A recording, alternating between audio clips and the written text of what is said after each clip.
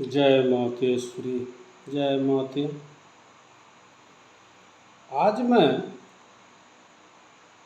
सर्वसाधारण लोग, अधिकांश लोग मुझसे ये पूछने आते हैं कि दुर्गा पूजा का समय आ गया है, मैं कैसे अपने से दुर्गा पूजा कर लूं। बहुत सारे लोग हैं जो ब्राह्मणों से कराते हैं, लेकिन जिन्हें ब्राह्मण नहीं मिलते हैं और वो खुद ब खुद करना चाहते हैं, तो उनके लिए बड़ा ही मुश्किल काम है। लेकिन उनकी भावना है कि मैं मातेश्वरी का पूजा करूं, जिसके लिए अक्सर पूछा करते हैं। तो आज मैं इसी से संबंधित एक सामान्य जो पद्धति है पूजा का, उसको मैं बताने जा रहा हूँ। जो इच्छुक और माता के प्रति भावना निष्ठा रखने वाले हों, वे इसको ध्यान दें। सर्वप्रथम ये देखा जाए कि हमें पूजा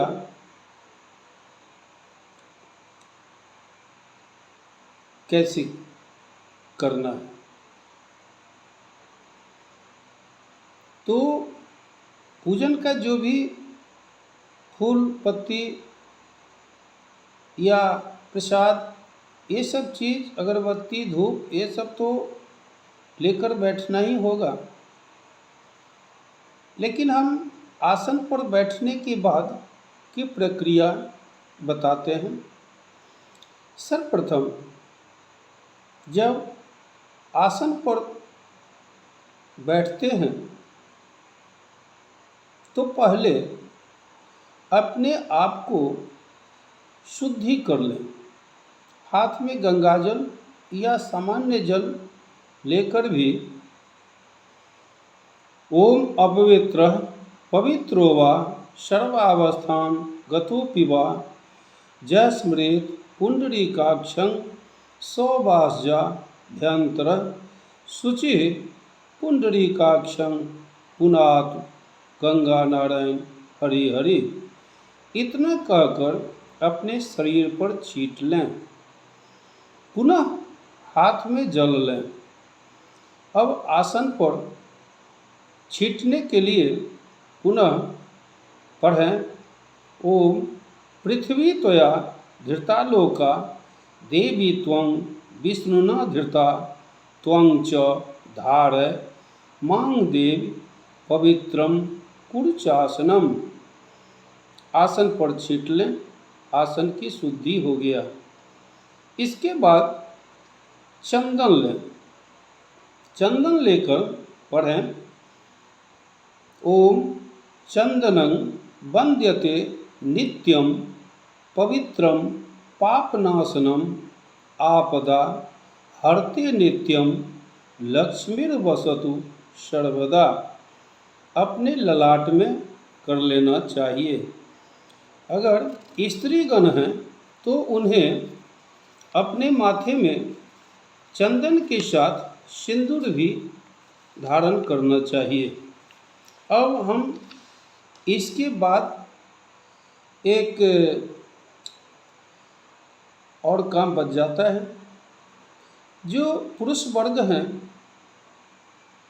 जो गायत्री जप करने वाले हैं, वे 108 बार अथवा समय के अभाव हो तो 10 बार गायत्री जप कर लें।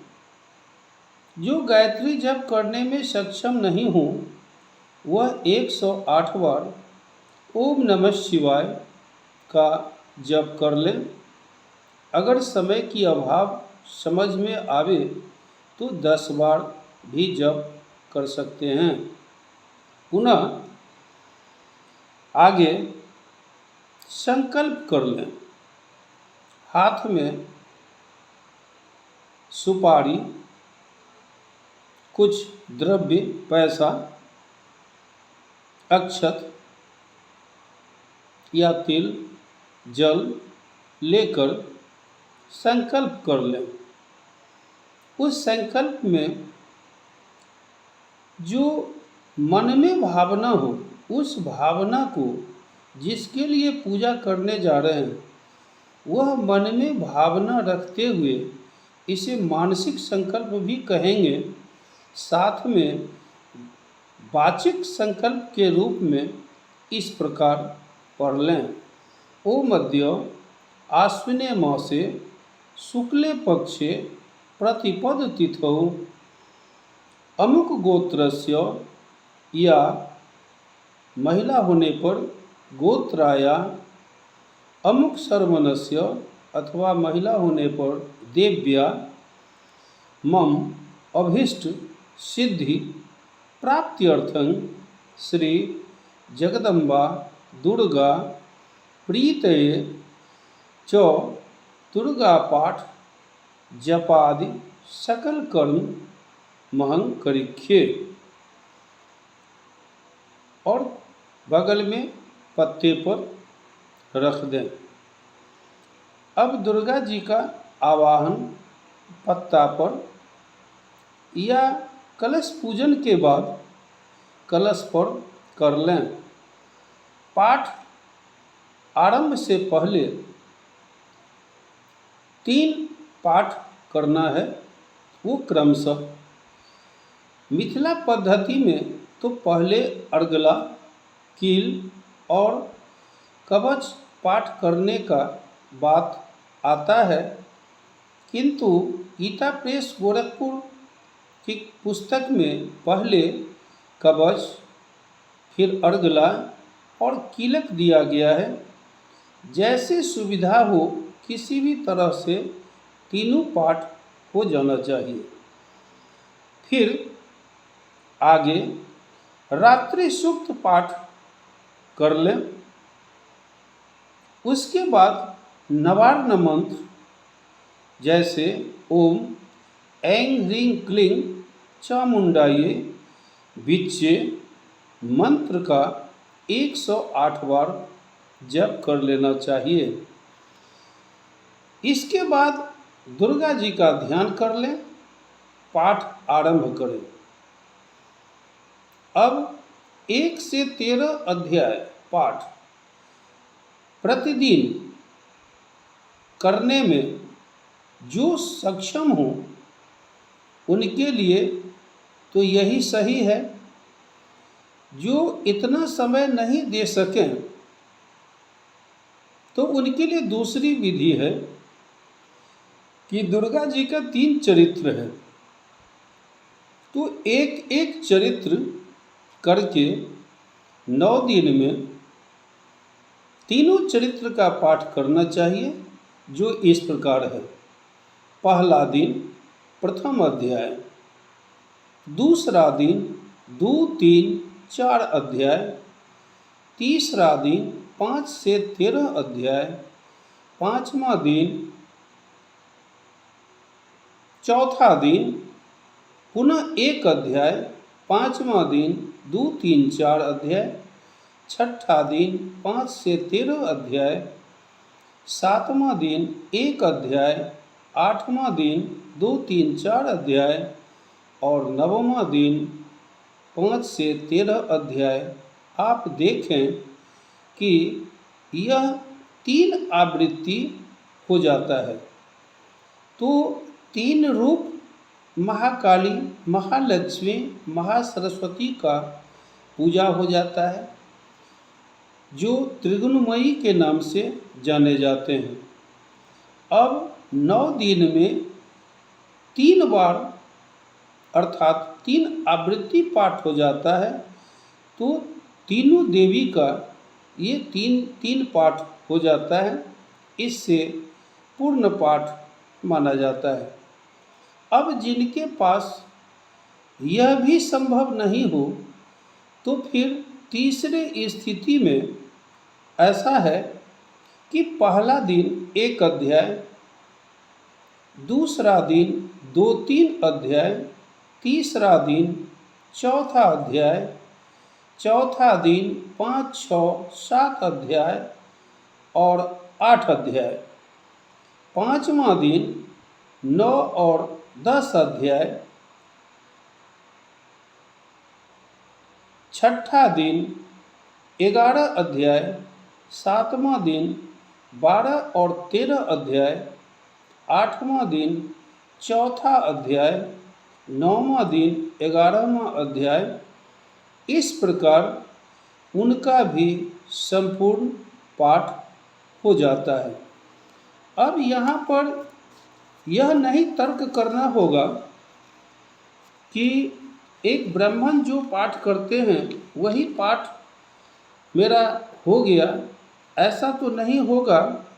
किंतु सामान्य पाठ पहले ही हम बता चुके हैं, उस रूप में यह संपूर्ण हो जाता है।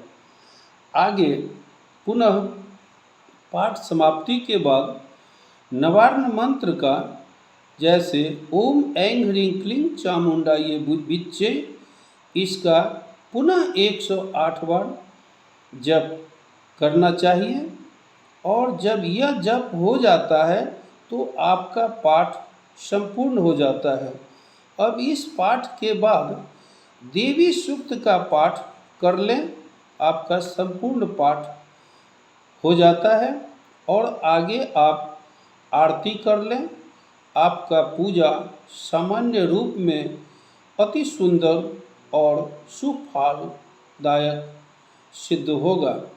वैसे इस पूजा के विषय में संपूर्ण जानकारी के लिए मेरा लिखा हुआ एक पूजा पुष्पांजलि नाम का पुस्तक है, जो समस्तीपुर गीता प्रेस गोरखपुर के दुकान स्टेशन रोड में उपलब्ध है। और फ्लिपकार्ट कंपनी के नाम से सर्च करने पर पूजा पुष्पांजलि पंडित मेदिनीकांत झा के नाम से सर्च करने पर आपको दिखाई देगा।